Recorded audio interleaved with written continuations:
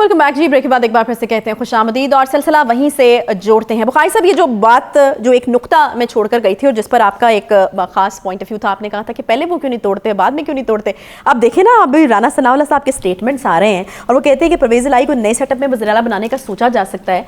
तो भाई खदशा तो होता है ना कि उधर से परवेज़ इलाही साहब को ऑफर्स आ रही हैं, परवेज़ इलाही साहब अगर फिसल जाते हैं और वो असेंबली तोड़ के बैठ जाते हैं तो फिर तो लेने के देने पड़ जाएंगे। फिर तो क्या क्या फायदा होगा कि असेंबली तोड़ के बैठ जाएंगे। सियासत में जो इत्तेहादी होते हैं ना, वो सबसे ज़्यादा वल्नरेबल होते हैं। आप देखिए, इमरान खान साहब की हुकूमत नहीं बनती अगर बाप और MQM उनका साथ न देते। ये ठीक है ना? सही। और इसके साथ वो अख्तर मैंगल साहब वाली पार्टी जो है, जब वो साथ छोड़ गए हुकूमत गिर गई। यही हाल पंजाब में भी है। अगर परवेज़ इलाही साहब आज छोड़ देते हैं तो हुकूमत गई PTI की। अब पता है ना आपको ये तो? बिल्कुल, मुझे पता है। अच्छा, मैं यही अब मसला ये है कि हम अपने तौर पे इसको देख रहे हैं एज एनालिस्ट। परवेज़ इलाही साहब इसलिए देख रहे हैं कि उन्होंने आने वाले वक्त में भी सियासत करनी है और अपने बेटे को लॉन्च भी करना है प्रॉपर तरीके से, ताकि वो पंजाब की सियासत में ख़ास तौर से और नेशनल सियासत जो है, जो सेंटर की सियासत है, उसमें अमूमी तौर पर अपना रोल अदा कर सकें। लिहाजा वो अपने ऑप्शन वे करेंगे। उन्होंने खान साहब के साथ जाके देख लिया है। आपको मैं अंदर की बात जो है वो तफसील से नहीं बता सकता, मौजूद किसी दिन ये रखेंगे, उस पर बात करेंगे। ना तो PTI के वज़रा खुश हैं चौधरी परवेज़ इलाही से, ना उनके MPs खुश हैं, इसलिए कि वो उनका कोई काम नहीं कर रहे, कोई पैसे नहीं दे रहे उनको, जो कि उनको एलोकेशन ऑफ फंड्स होती है डेवलपमेंट कामों के लिए। अपनी मर्जी से सब कुछ है, तो बहुत सारे लोग उनसे इस तरह से राज़ी भी नहीं है। दूसरी बात यह है कि अगर आपको याद हो तो परवेज़ इलाही साहब पहले तो नून लीग के चीफ मिनिस्टर बनने वाले थे ना। रात को दुआए खैर हो के मिठाइयाँ खाई गई, ये सब कुछ है। तो इसी तरह से अब जो नया वक्त आएगा, जो नई रियलिटीज़ सामने आएंगी, तो वो उन रियलिटीज़ को सामने रख के फैसला करेंगे कि उन्हें किस तरफ जाना है। अच्छा बुखारी साहब, बात डायरेक्टली भी हो चुकी है, क्योंकि एक अहम मुलाकात चौधरी शुजात साहब की जरदारी साहब के साथ हुई है, उसमें भी यकीनन इस तरह की बात हो सकती है, या फिर अभी इशारे किनायों में ही जिस तरह ये स्टेटमेंट उन्होंने दिए है कि नए सेटअप में चौधरी परवेज़ इलाही को वज़ीर-ए-आला बनाने का सोचा जा सकता है, तो इशारे किनायों में मैसेज जो है वो पहुंचाया जा रहा है। मैं अर्ज़ करूं आपसे, माइंड मेकअप करना। मैं आपको इसके लिए जस्टिफिकेशन दे देता हूँ। देखिए, एक बात तो चौधरी शुजात साहब ने कही, जो पब्लिक हुई है, जो छपी है, जो टेलीविजन स्टेशन के टॉक शोज में इस पर जिक्र हुआ है कि वो जो फौजी एहलकार थे जिन पर मुकदमा दर्ज कराना चाहते थे इमरान खान साहब, मैंने परवेज़ को मना किया था कि ये FIR मत काटें। अगर हालात ठीक ना हों, अगर वो इख्तिलाफ वैसे ही हैं जैसे हम समझते हैं, तो इस तरह तो कहना नहीं माना जाता ना। एक बात नहीं तो बुखारी साहब, चीज़ें इतनी मेंड हो चुकी हैं कि चौधरी शुजात जो हैं वो चौधरी परवेज़ इलाही साहब को इस ऑफर के लिए कन्विंस कर लें। देखिए, जहाँ तक चौधरी परवेज़ इलाही साहब का ताल्लुक है, वो आज भी उन्होंने एक लफ्ज़ नेगेटिव कभी अपने बड़े भाई के बारे में नहीं कहा, चौधरी शुजात के बारे में। आज भी वो उनकी बात को उतने वजन देते हैं और उतनी ही इज्जत करते हैं। इस घराने की सियासत चूँकि 70 साल से एक रही है, लिहाजा ये इम्कान रद्द नहीं हो सकता कि ये फिर दोनों भाई इकट्ठे हो जाएं और एक मजबूत काफ लीग जो है वो हमारे सामने है। चूँकि जिस तरह की सूरत हाल हमारे सामने है, इसमें कोई ना कोई तीसरी कुव्वत या तीसरी पार्टी जो है, जो स्टेक होल्डर बन जाती है, वो अगर किसी में कैपेसिटी है बनने की अदर देन PTI, तो वो काफ लीग ही है। सही। पंजाब में ख़ास तौर से। तो ये इशारे किनारों में नहीं है, बल्कि वाज़े तौर पर है। मैंने तो ये भी सुना है कि परवेज़ इलाही साहब को चौधरी शुजात ने कहा था कि असम्बलियाँ तोड़ने की तरफ मत जाना।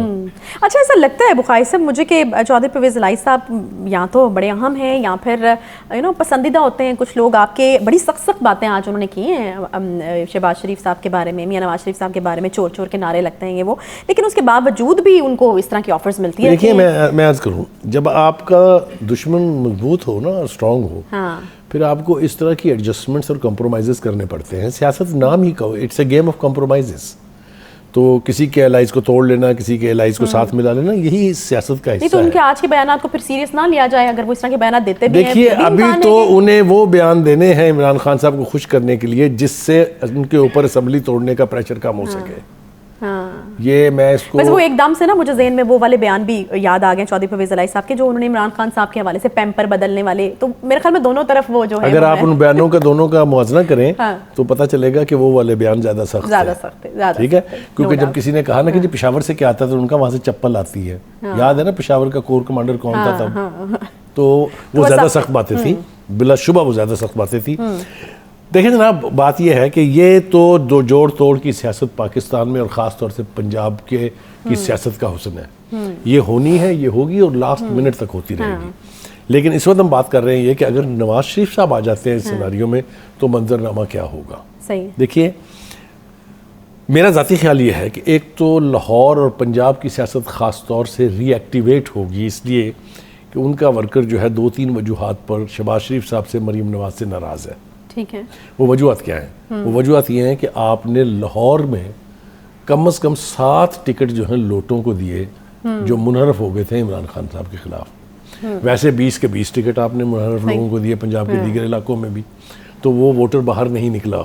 ये मैं आपको वसूख से कह रहा हूँ कि अगर वो नवाज शरीफ यहाँ होते और वो उस कैंपेन को खुद लीड करते तो नतीजे मुख्तलिफ होते। लेकिन बुखारी साहब, इस दफ़ा ऐसा क्या नया होने जा रहा है? हमें पता है पहले भी मियाँ साहब वापस आए थे, मरीम नवाज साहिबा भी उनके हमरा थी, तब भी जो है वो काफ़ी इस बारे में वावेला हुआ कि नून लीग बाहर निकलेगी, फिर हमने देखा कि उस तरीके से नहीं निकल सके, मियाँ शहबाज शरीफ साहब के ऊपर नाराज़गी का इजहार भी किया गया।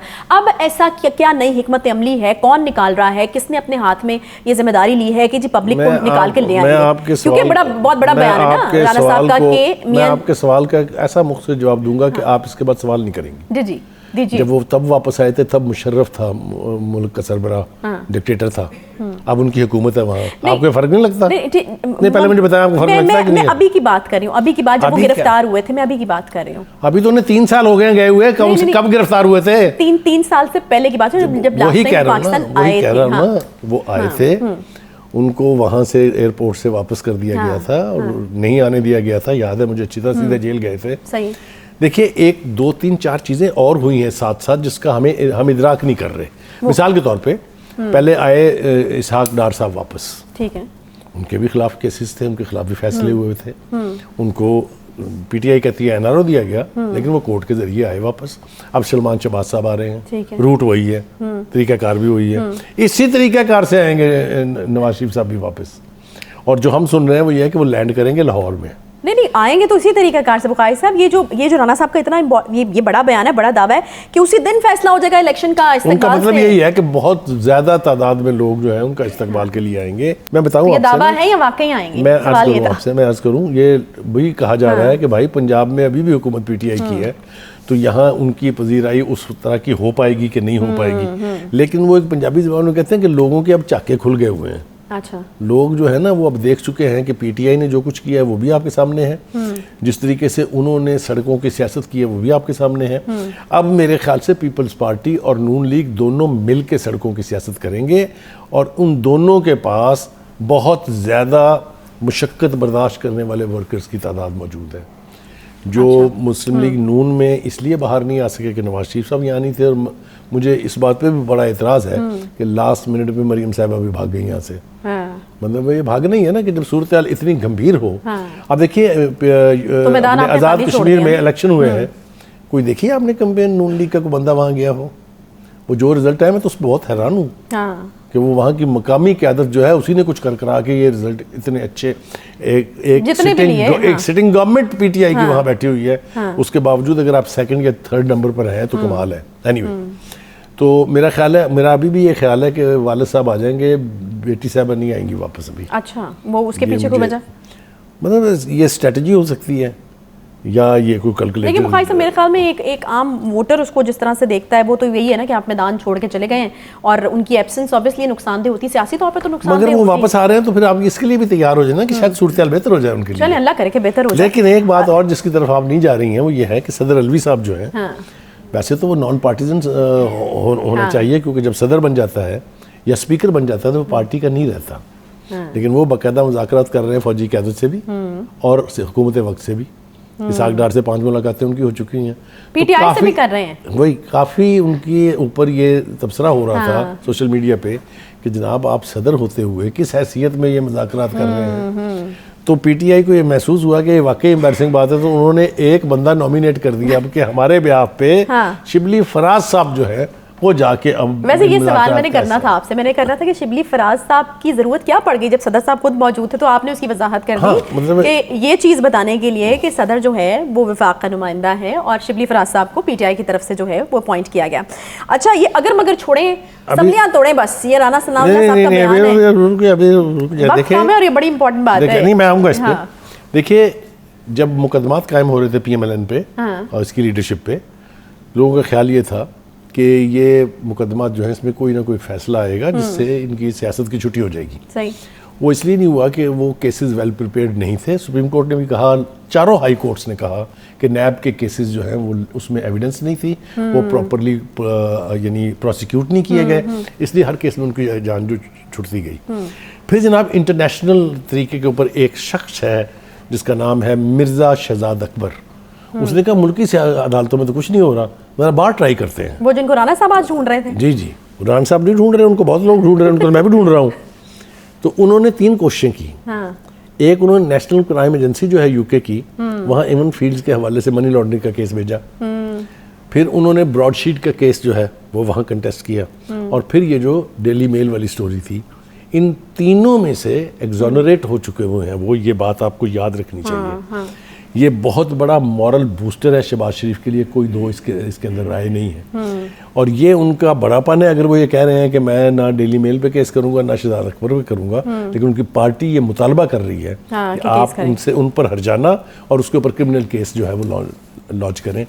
अब देखते हैं इसमें क्या होता है। आप ब्रेक आ गई है, अब ब्रेक लेते हैं। और मुझे ब्रेक पता है जब मैं कुछ कहने लगता हूँ आपको ब्रेक याद आएगी। आपको पूरा मौका दिया जाएगा। बुखारी साहब एक छोटा सा ब्रेक लेंगे जी, ब्रेक के बाद वापस आते हैं। राणा साहब ने जी बड़ा क्लियरली 2 टोक किस्म का एक मौक़िफ़ जो है वो अपना लिया है। वो कहते हैं असम्बलियाँ तोड़े ना तोड़े, हमारी इलेक्शन कैंपेन जो पंजाब में है वो आज से शुरू हो रही है। और इसके बाद फिर उन्होंने ये भी कहा कि खान साहब अब अगर मगर छोड़ दें, अब असम्बलियाँ तोड़ें बस, ठीक है। तो इसके ऊपर बात करेंगे कि अब खान साहब के ऊपर तो प्रेशर हम देख रहे हैं कि हर गुजरते दिन के साथ बढ़ता जा रहा है। एक ब्रेक के बाद वापस आते हैं, साथ रहिए।